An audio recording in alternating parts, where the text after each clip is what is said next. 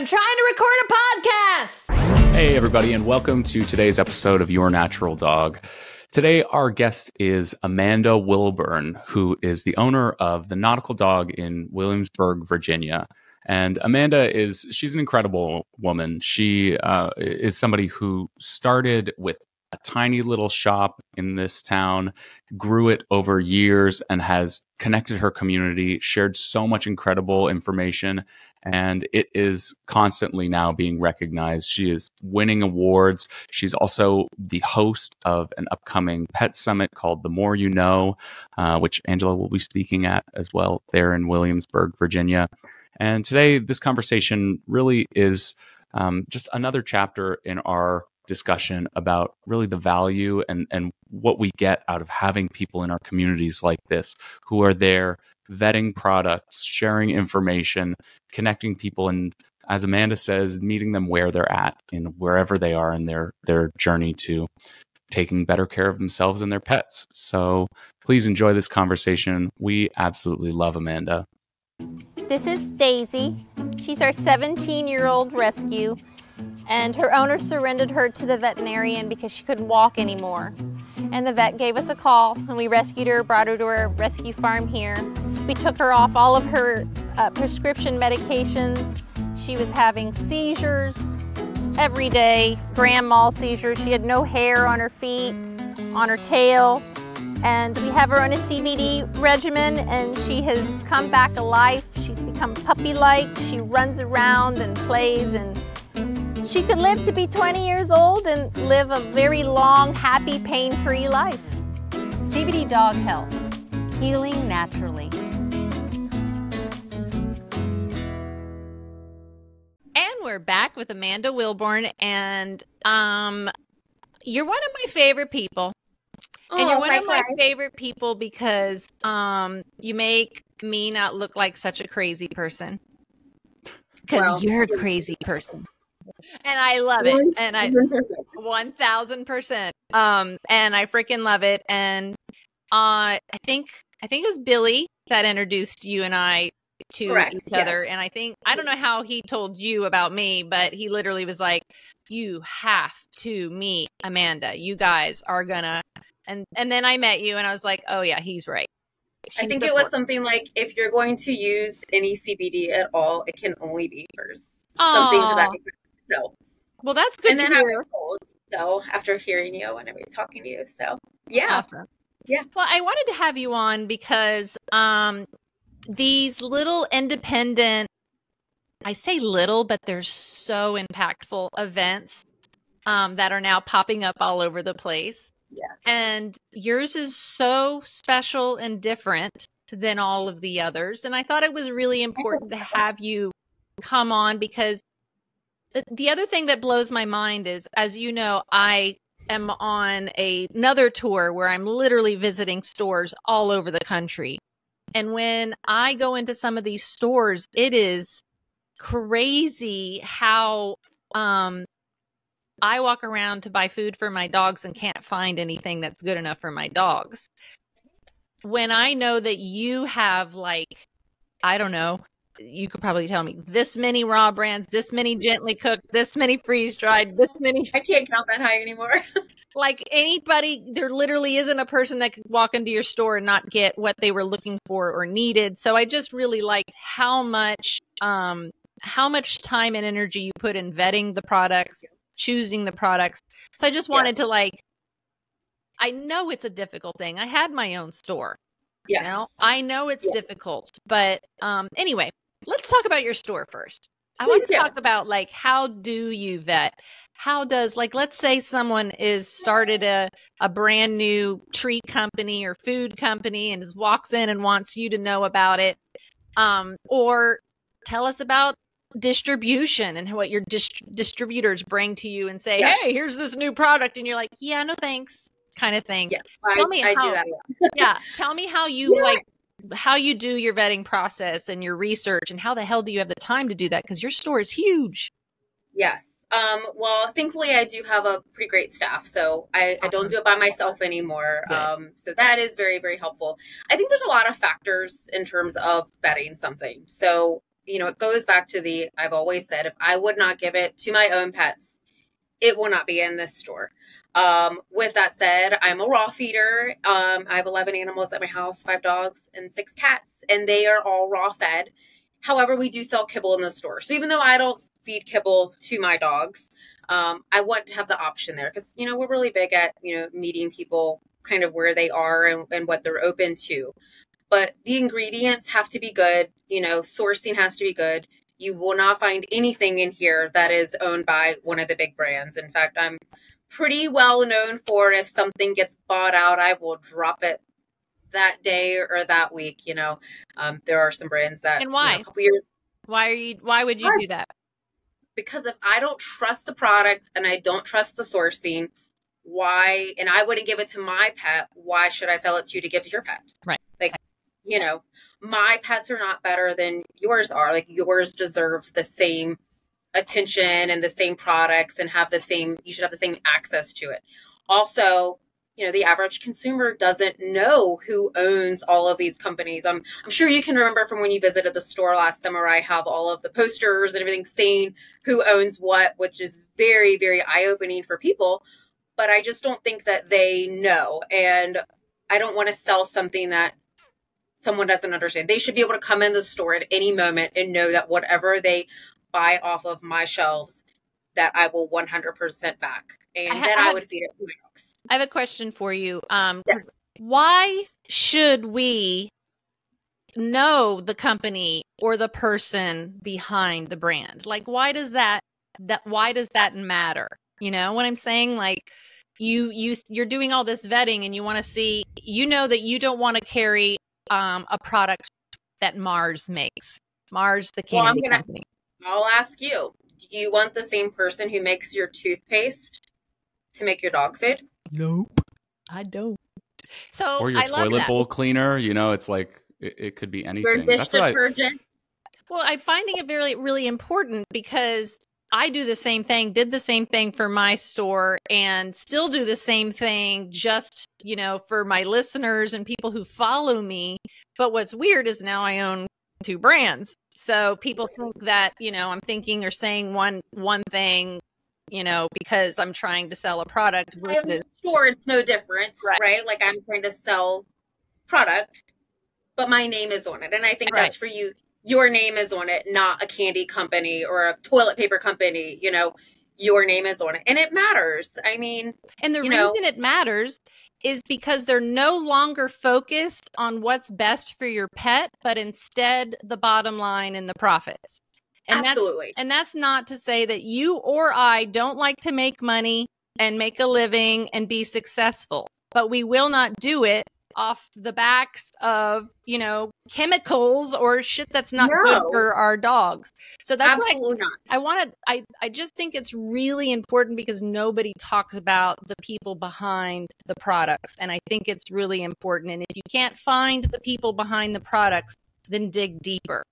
And I'm saying that from my own experience of following an influencer or whatever and using something and then going, wait a minute, let me read the ingredients. No, wait a minute. I shouldn't have just followed that blindly. I should have done my own research and looked into it. Yeah. And you shouldn't just listen to something because someone says it. I say it in here all the time when people shop. Like, don't take my word for it. Like, and I don't want you to take my word for it, because if you take my word for it, then you're going to take the next person's word for it. Like, you should know how to read labels. You should know how to dig deeper. You should learn to find something. I like to take that step out for people, and so they know when they come in here. But what if you move away? What if you're talking to a neighbor? Like, you should be able to know those things yourself. And things change as this industry changes so quickly in a blink of an eye. I mean, there are brands that sell that we don't ever get word of. And, brands literally get created just to sell. Yeah. And I think I've been in this industry long enough, and you've been in the industry long enough, that the writing is usually on the wall. Like, we kind of know the path that things are taking. And I'm like, I think that brand is going to sell at some point. And it usually does. But once they sell, Joe Schmo, who's up in corporate, who knows nothing about dog food, or cat food or treats, or I can promise you they do not care about the well-being of your pet. They want to make money. And look, like you said, look, I have to make money. If I don't make money, the store does not exist. I'm not getting rich anytime soon. I'm definitely not retiring anytime soon. But yes, the store does pay for, my bills and my family, but it's also not going to be at the sacrifice of me selling some shitty brand to you just so I can make, I think as far as independent retailers go, what people don't understand is that I can sell whatever I want in here. I don't have someone telling me what to buy. I have had brands come to me that say, we will buy space in your store. We will buy you space. Not only will we pay for it, we will also fill it for you for free. I'm so glad. I'm so glad you're saying that. So it's not about the money. Right. There was a brand, and I won't say the brand, but there was a brand years ago that had a recall on it, and it was a brand that they made. So it was an umbrella of a brand, and it had a recall, but it didn't affect anything on my shelves. I dumped it that day. I took it off of my shelves. I ran it through damages in my point of sale system, and I took it out to the dumpster and threw it away. And people were like, well, you're crazy. It doesn't affect the brand that you sell. And I'm like, nope, but they make it. And if this could happen and dogs died on their watch, it doesn't matter. It's made in the same plant. And a couple months later, the brand I threw out had the recall. I was like, see? Wow. Because you know better. You're trusting your instinct. Yeah, absolutely. When's the first time? I wouldn't have given it to my pets. Like, it's crazy. Yeah, that's how I am too. When was the first time you're a mom, so I don't know if you learned it before you became a mom, but when was the first time that you realized that the products that were being sold to us, grocery stores, even for babies, can't be trusted, and that you have to? I just remember being so naive and being so sad and felt so betrayed the first time I felt that I was even in a Whole Foods and I could buy something that had harmful ingredients in it. And I'm like, wow, you don't think this would happen to us. Guys, what do you think it happens with our pet food? They really don't care. Well, and that's the thing is people, say, oh, well, the human industry is really bad in terms of like what can be sold on our store. I was like, well, if you think that it's bad, you have zero idea. Because there's no repercussion for killing someone's dog by feeding them bad food. Fun fact, and I don't know that people talk about this very much, but your pet is not, in the eyes of the law, is not a family member. They are property. So as property, if your dog dies from something, what do you think you're going to get for your property? Nothing. They'll send you some free dog food to replace it. Right. And then suppress you when and pay your vet bills, so you shut up. So they make you sign a non-disclosure. Right.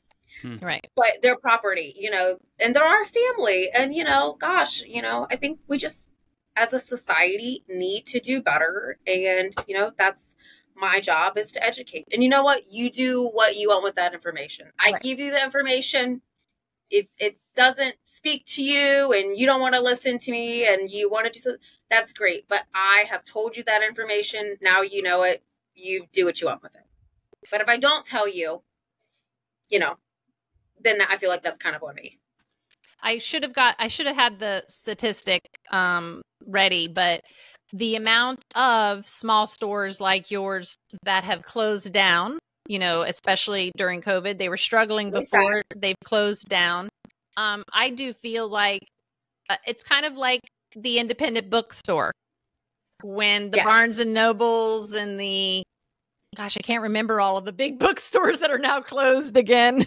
2 million was one of them, no longer. Yeah. With the same things happening here, where we, have got a PetSmart, a Petco, opening on every block, surrounded. There's always going to be a place for people like you, because you can't go into those big box stores and talk to an employee and get, they know everything. These are professionals. These are people that live, eat, breathe this and can tell you, yep, that recall happened. Yep, that's a broad spectrum product. Yep, that, whatever it is. Yes. So I feel like I did this podcast because I want people to realize how important these stores are and that we do need to support them and go in, because otherwise the message is going to be completely controlled by, because guess what, folks? The people who own the Petco and PetSmart are the same people that own the dog food and that own the vet hospitals, Banfield, and own the prescription drugs and own the prescription medication food. And they're all feeding into this awful system that does not care about your pet. Hey, the biggest online one, the C word, they are opening up vet clinics. Yep. I saw a thing about that, and I want you to understand that, that Walmart tried to do that 5 or 6 years ago, launched it in, I want to say 150 stores, and are now closing them. So yeah, people are really trying. There are too many people who have been misled, or like us, we already had one pet that we lost to conventional medicine and food. We're not going to do that again. We've learned, and we're different now. I feel like we all also know somebody now personally, both human or a pet, that has been failed by the system. We all know someone with cancer, or several people with cancer, or someone who's died from cancer, or a pet that has cancer or Alzheimer's, or all of these other, like, what's happening kind of thing. So it's definitely important that we have stores and resources like you. And for people to support them. I think, I would be lying if I told you that it did not bother me when someone comes in here and is like, I buy my stuff on Chewy because it gets delivered to my door. But you come to me for all your questions and I answer all these things for you, but you just don't do it because it's more convenient. And I'm like, thankfully I have a really, really great customer base. They have supported me for many years. And so, if I do lose customers to that, it's not the end of the world. But yeah, it's a little hurtful, and, go support your stores. If you have a local independent store, fun fact, there's not a lot of money in pet food, as you know. It's got one of the worst margins of any brand out there. So you're why the hell does everyone have a brand? I don't understand. Right. Yes. Why? Because you care about dogs and cats. But that's the thing. Like if there was an independent store near you, they did not open it because they're trying to get rich. They opened it because they genuinely care about pets and they are there to help. So go support them. Maybe you don't buy everything there. That's fine. Go buy something from them. Right. Go in there every single month. And please don't go in there and ask them nutrition questions and go online and go buy it from Chewy. Right. Like, I know. They're not, if I hear one more person say, well, Chewy sent me a sympathy card when my dog died. They did. Well, we helped you in the store while you were crying and, Sorry, we don't have the staff or the AI to do that. We were literally there with you. Spending money, marketing, doing stuff like that. I'm spending it, giving back to our local shelters and let's talk about that. I want to talk about what you do in your community, because I think it's amazing. Tell us about it. There's a reason that you have the community that you do, and it's, I think, because not only the education that you do, but all the other kinds of ways that you're connecting and reaching out to your community. It's really cool what you're doing. Well, here we go. I love animals. So, that there's no surprise there. And I always want to do stuff for them. I love a senior animal. That's my heart. Same. I love a hospice dog. You and me, like, we so relate on that. And so I started, years ago taking in the hospice dogs. And then that just led to more things. I'm at my capacity now with, having 11 animals in my house. So, but I do have my little hospice dog right now, and she's wonderful and she's great. So my husband at one point was like, I love you, but at some point you cannot continue to bring home everything that looks like it's dying. So I decided to open up the Cat Cove, and that has probably been like the coolest thing that I've done for the community. Not just for the community, but it's been very rewarding to myself. And so for you those of you who have not been into the store, almost 2 years ago, I expanded into my original store. So fun fact, the store has expanded 3 times because it did not start off the size that it is now. And I took back that space and we opened essentially a cat cafe inside of in that store. And I was able to expand the cat retail in there. However, we partner with our local Heritage Humane Society with cats. I get absolutely $0 from anything. And I think people think that like, we get, you know, the adoption money or something like that. No. Like I pay for their rent. I pay for all of their food, their litter, their care. The only thing that we do not care for and pay for is their medical. So they, you know, their spays and their neuters and everything. The Humane Society does that. But we just did it as a thing for the community to be able to come in. They can hang out with cats. And if they fall in love with, they can adopt one.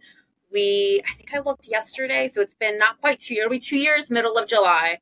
But so far we have adopted, I think it was 366 cats out of the cat cove. Wow. And you guys That's have to incredible, see it. Amanda. Right now because the Humane Society doesn't have hardly any cats for me because we adopt them out so fast, which is a fantastic problem to have. But And you guys have to see this. There's literally, you know, you can look through the storefront window and look right into what the go cats on our are website. doing. There's lots of pictures. Yeah, and they have like little really places to like sit in the window, and it's like a crowd looking into this the whole time. Best and marketing thing I ever did, by the way. But, that's what? I said best marketing thing I ever did. I know. I love it. It's great for the cats. You know, I think it's the one way that we can kind of simulate a home environment for them. They're not in cages. They get to do what they want. There's lots of places to hide. So if they don't want to be social, they're great. And so we get a lot of cats over in the Cove that are shy because we can socialize them that much quicker. And we'll also take special needs. So we'll take FIV positive cats where a lot of places are afraid to put FIV positive cats with ones that are not. And we're like, no, they can coexist. So that's been a good like learning thing for the community to realize, oh my gosh, I can actually adopt this cat because clearly it's hanging out with one that's not. So there's that. So that's probably been like the coolest thing for giving back. We also have a local groomer in town. The name of it's called the Doggo Den, and they donate, they come once a month and they do for 2 hours, they do nail trims. They donate their time. We charge $15 and then we take that money and quarterly I purchase food for our shelters. And it's quite a bit of food. And so we do that kind of stuff. We do lots of like little mini fundraisers and mini things. And, you know, if I can't take them all into my house, I can try to help with them in another way. So if weren't you just awarded the gold medal in like your regional pet store competition? What was that? You beat out like a bunch of these big retail, these like big and I've been chain told retailers, I'm not allowed to say publicly that. Well, no, I can tell you. I just can't tell you who they are. Okay. I'm not allowed to put it in writing and I'm not allowed to like say their name. But anyways, here nor there. We have Coastal Virginia Magazine. They do a like reader's choice every year and they have different localities. So in Virginia, you know, we've got different little areas. We usually win gold for this specific area that we're in, but they also do like a gold that's overall, like over all of the categories. And we won gold for the first time. We beat some really big, like, because, you know, all the chains are in there and, like, all the big box stores and all of that. And, you know, it's taken 18 years, but... I just think that you're such a great example of, you know, when you do things for the right reasons, when it comes from the right place, it pays off. And people recognize that. Yeah. And, you know, you're genuinely helping people and you can succeed at the same time. Right. You know, it doesn't have to be one or the other. Yes, and you can do whatever you believe in, what you think is best, and vet the products. I know that there's probably some listeners that are inspired by you, and I think about people who love animals, and I'm like, go do something in it. Like literally, you started in a little store. So those of you that are listening out there, Amanda, what would you tell them that if this is inspiring, like, I want my own store, I want to do something like this, what would you advise them to do? Just, you know, if you're passionate about something and you have the will to, you know, continue on, and you have the ability to start it, do it. Like, do something. And you don't have to start big. I mean, you know, for those of you who don't really know my whole backstory, I was 20 years old when I opened. Wow. I opened the year after I graduated high school. I worked in a retail clothing store, nothing about pets, and I had a dog, and I loved her. She was like my, you know, pride and joy dog, and she was the first dog that I owned as an adult.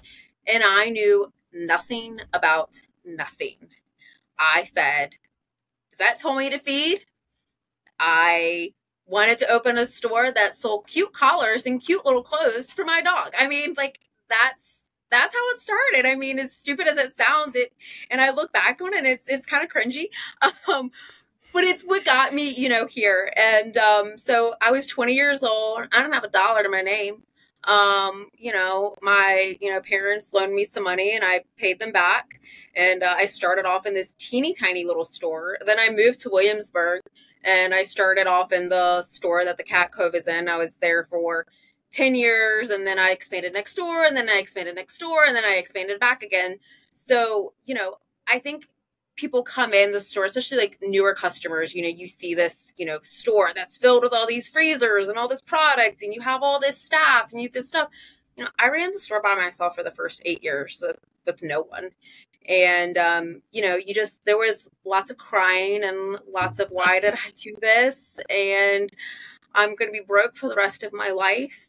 And, you know, my husband was like, if you stick with it, I think it will be something one day. And thankfully I listened to him. There was a lot of doubters. You know, I remember when I first opened, I had people come in my store and they were mean. They were like, well, good luck to you. Good luck.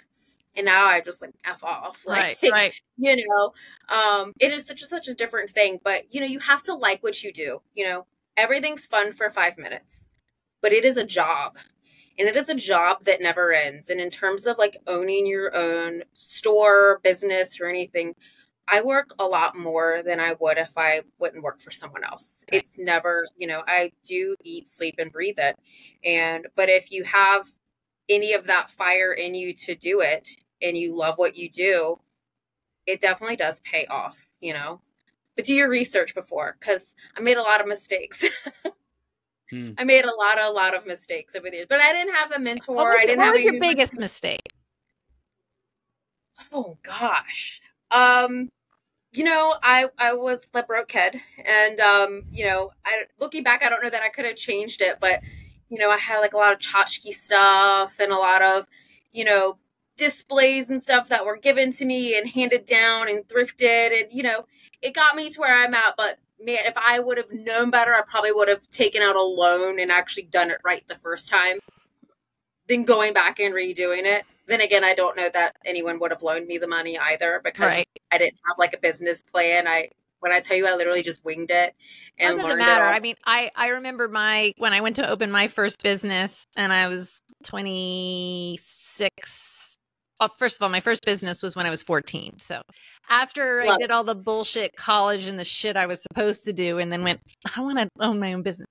I went down, you know, okay, write the SBA, get a counselor, do your business plan, meet with them. And my SBA officer was an 85-year-old white man who literally said, I passed your business plan around to everybody in the office. This is one of the best business plans we have ever seen come through our office. But I have to ask you, why is a lovely lady like yourself starting a business? Don't you want to get married and start a family? That's what was said to me. So I started, just so that you guys know, I'm saying this for inspiration. I started my business with $5,000. And that was my very first, it was a nonprofit organization, which was my big mistake. I wish I had started with a real business, made money, and then opened up the nonprofit organization. Everything leads you to where you get to. That's right. You know. That's right. But I just want people to know that if you are super passionate about something, it's not easy. Nobody's going to go, oh my gosh, look at this beautiful person who's passionate about animals. Let me help her and support her. That doesn't happen. So don't think that's going to happen. you have to be so strong and so understanding. You could see what a good food, what good care could do for a pet. And that's how you evolved into who you are. I get told on a regular basis, wow, you're really passionate.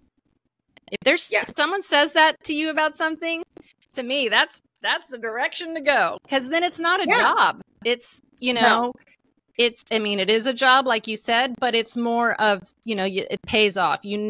At the end of, when I think about all the bullshit I have to go through for what I do, Hernando said it to me yesterday. He goes, Angie, just read the reviews. Look at all the dogs you're literally saving. And I'm like, you're right. Let me go read those reviews, because that's what matters, is what an impact you're making on the pet's life, which also makes such a huge impact for the family. Well, yes. I mean, I think those are some of my most success stories, is when someone comes in and, their dog's died of cancer or kidney failure or whatever it may be, or just older and just needs support for being a senior animal. And they come in and they tell you all of these things, and they're kind of at a loss of what to do because they've read, everything on the internet, and just because it's on the internet does not mean it's true. Right. You help them, and then they come back, and 6 months later, this pet is still alive, or it was only supposed to live 2 months, but it lived longer, and they come back and they share these stories.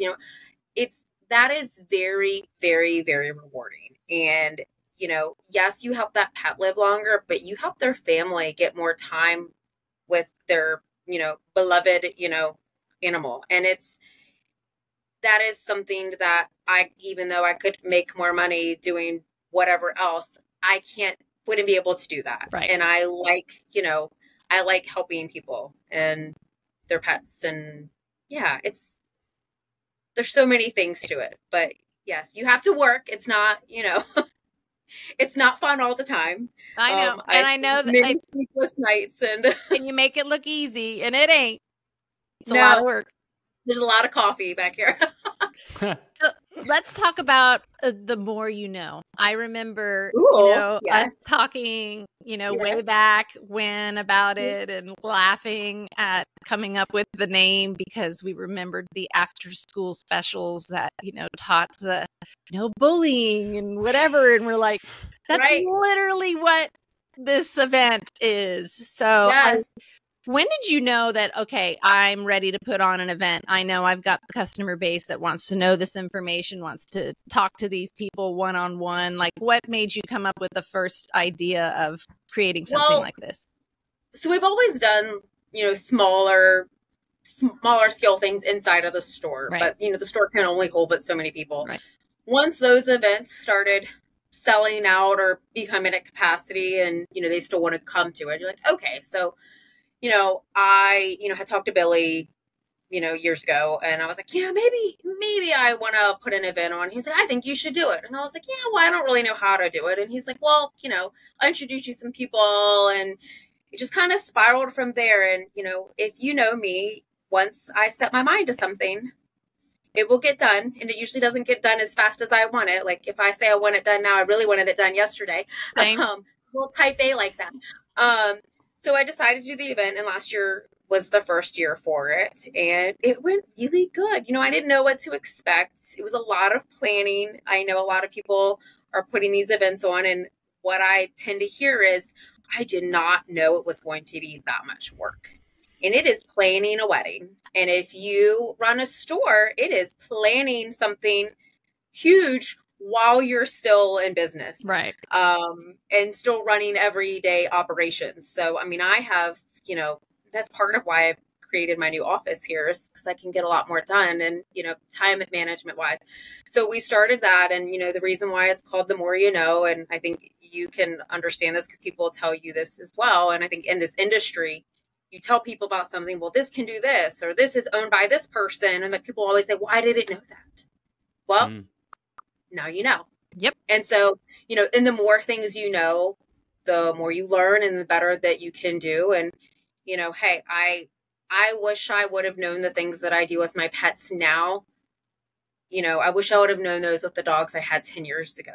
And I'm sure in 10 years from now, I'm going to say, I wish I would have known these things that I'm doing, with my pets now, because it's always an evolving thing, and there's always something new coming out, and there's always new science, and there's data, and things change, and we learn from that. So, after we did last year's, and as you spoke at it, it went super well. And then I decided we're gonna go for year number 2 here, and super excited. It's gonna be great. It sold out very, very fast. I think probably faster than I thought or anyone thought. So now I'm working on 2025, and secret, I do have 2025's lineup done. Yay! I can't. I'll tell you later, but I can't tell anyone. Awesome. It will get announced at 2024's event. Awesome. So, even though 2024 hasn't happened yet, I'm already, looking into 2025 because absolutely, you got to. And there's more information out there. Everyone's got information. You've always got new information coming out. Everyone does. And I don't think that these events are something that you go to one and it's done. Like, right. You learn at this one, there's still someone else that has information. And there's just always, it's a revolving door. There's nothing also like being with a community of like-minded people who can share their stories and experiences. And you're not crazy in that room, You're not crazy in that room. So we're all crazy together. Right. That's right. And that's why these events are so important, because the information about holistic health and natural remedies is being kept from us. It is not easily accessible. No. We don't hear it in the media. We're not going to read it. We have to go search this information because it's being controlled by the FDA or by one of these giant corporations that owns everything. And why do that when you can use something or do something that doesn't have any side effects? Exactly. Look, I'm, no harm.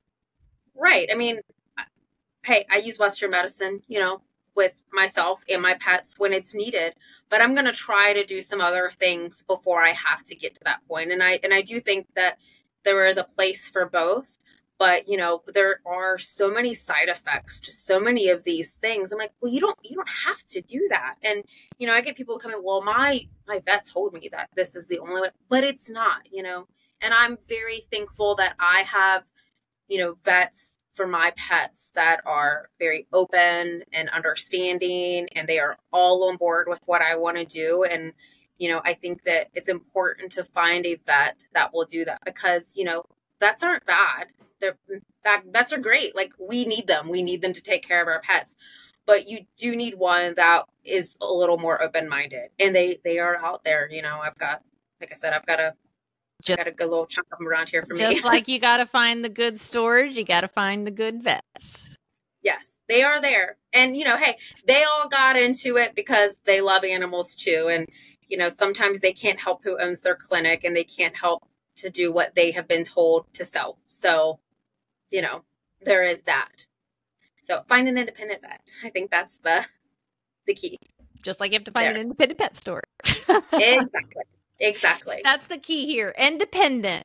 Yes. Carter, you got any good rapid fire for Amanda? Oh no. Yeah, always. Always. Of course. Because we want to make it fun. Can we just do a few rapid fire questions? Yes, no. Don't ask me about next year's event. Okay, yeah, right. Who are all of your guests? Okay. Big dogs or small dogs? Ooh, both. But right now I have small dogs. That makes sense. But I live a small dog life right now too. I'm not a breed person. I'm not a size. Like, I literally love all dogs. But right now they're all small. Okay. Morning walks or evening strolls? Evening strolls. Yeah. Not enough both coffee, are necessary, but. Correct. And wine or weed? Ooh, depends on the day. Probably wine. I can have wine at the store, If you come to the store, we have happy hour here. Oh, I love it. You did the last time when we were at the summit last time. There's always wine in the fridge. There's lots of reasons to come into the Nautical Dog. If you know someone, you can. And it's a destination. Yeah. If you guys are going to be visiting Williamsburg, I recommend you go see it. It's kind of like I feel that way about Pet Power Studios and Pug and Hound Apothecary. Like, these places are destinations. If you're a dog lover, go in and support these places. Look up your independent pet retailer when you are traveling, because all the people that own them are the coolest damn people in the world. They're my people, and you're right. They are doing it. We all have a story, and we all like go, this is why we have this, or vet these brands and all that. So yeah, go support them. It's so important to do that. You want your independent stores around, and they will be the first to know if something sells, if something changes an ingredient. They are the first, and they should know. So yeah, yes, support them. Thank you so much. I know you're very busy. Thank you for coming on. I will see you in, I know. I think it's 85 days. Oh, yay. I'm such a fan of yours. 85 or 84, I don't remember.